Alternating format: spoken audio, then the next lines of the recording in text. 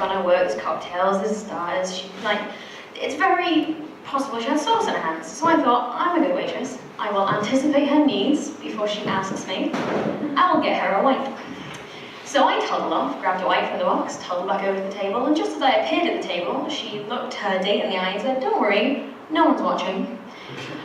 I ignored this, went, "Would you like a wipe?"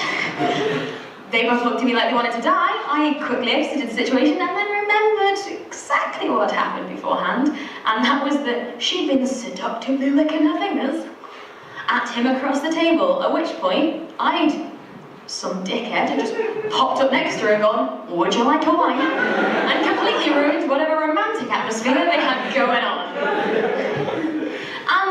While this has become one of my new favourite stories to tell people, I think it's emblematic of me as a person. I am not great with humans. I'm not a great communicator with humans.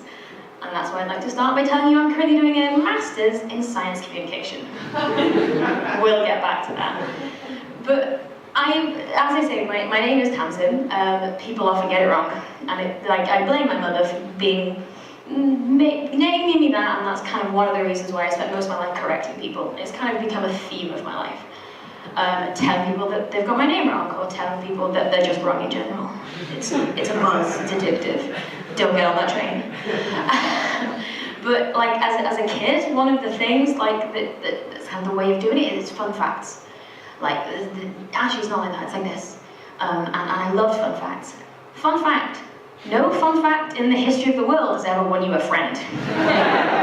Not once. But dear God, did I try. And that's science became so attractive because science just seemed like little packages of fun facts. The longer you study it though, the more you realise it's less fun and less factual and a bit more guessing and a lot of pain. And sometimes it's just flat out lies. For example, there is no evidence that an apple ever hit Isaac Newton on the head. The closest we've got is someone was talking about his work and said it is as if an apple was to fall from a tree. So I'm not saying that Newton never came across apples. He lived in Cambridgeshire in the late 17th century. That guy didn't know a mango. He thought apples were hot shit. All I'm saying is, that story is absolute nonsense. Don't know where that one came from.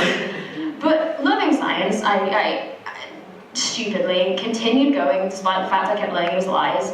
I did my undergrad in biomedical sciences, which for those people who don't know, it's like medicine for people who don't pretend to care about human beings. And to any medics that might be in the audience, I want to say, like, doctors, lovely, caring human beings. Undergraduate medics, something happens in clinical school, something harrowing, I'm assuming, that makes them decent humans, but before then you're pushing it. But biomedical sciences is amazing because humans are incredible and wonderful as long as you never meet one or talk to one. They're great. But the downside to that is, other sciences, you can understand, like chemistry, you're looking at chemicals. Like biology, you've got a plant to study. Biomedical sciences, you're the guinea pig. Sorry. I have pissed in more pots, given more blood, and electrically shocked myself more times than I could probably tell you without the presence of a lawyer or a therapist. It was a tough few years. My friend Milo once had to hyperventilate into a box while they monitored his blood oxygen levels, and just only stopped when it got to the point where it was dangerous and he might have to go to hospital. Still have no idea what take-home from that was. All I remember is how very dangerous it felt. But towards the end of the 3 years, I finally got to experience some lab work that wasn't hyperventilating in a box. At least it wasn't until I spent 8 hours in the lab and then you do anything for a buzz. And huffing the chemicals, you build up a tolerance after that, you do. So I was doing cell culture, and you've got these plates of cells, and you love them like they're babies. You really do. You know, you keep them warm, and you keep them fed, and you sing the whole soundtrack of the Phantom of the Opera at them wearing a mask you fashioned out of latex gloves because there's no one else in here and this is hour number 4. And then you come in the next morning and they're all dead. And there's multiple scenarios you think through your head, and I don't know which one is more upsetting. The fact that my inferior cell culture skills killed them, or the fact that my singing did. And after the later part of the project, where I was in the land for 8 or 9 hours at a time, I realised that there might be a third scenario, and that is that they killed themselves.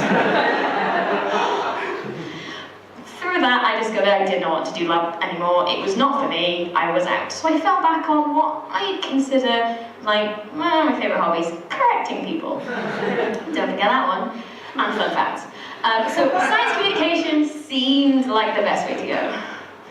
So I found this master's. It was really incredible. Science communication. What could go wrong? Until I realised I have one tone of communication, and you might have realised it. Anyone want to guess? It's sarcasm. Sarcasm is the only tone I have. And sarcasm doesn't really work. You can't have a nature documentary where you're just kind of like going, oh look, this fish ate a slightly smaller fish. Fucking wow. Of course it did. This fish ran away from that fish. Probably one of that species is still alive. It's a little bit faster.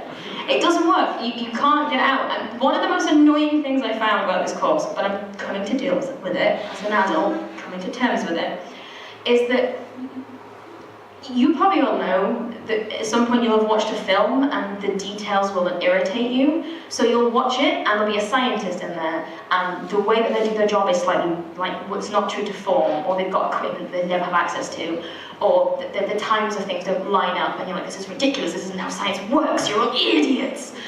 And you want to change that. And that's when you start science communication thinking, like, I'm going to change the world, I'm going to make movies better. And then you get further down the line and you realise that's not the important stuff. It's not important that the genetic scientist spends a week running the same experiment. The important thing is the way that they're using the science is kind of true to the way people could potentially use it, so that we're not giving people misconceptions. So it's okay to be wrong, and that's fine. That's so fine. I'm fine with that. I'm fine with letting people be wrong. Everything is okay. But no, trying to deal with that. It's okay for the Newton story to be wrong. So it's okay for people to think that the apple fell on his head, because it's a nice analogy and it helps people learn, and hopefully you all know what gravity is. I'm not going to have a weird conversation where someone doesn't believe in gravity, because flat Earth is a thing now. Who knows where we're going to go with this next. But I guess I am still trying to pitch my sarcastic nature documentary. I feel like someone will take it up eventually. I'm just going to, throw it out there. If anyone knows the BBC, send it my way. Someone's got my email in the room, I'm sure. Yeah, just you can see it now.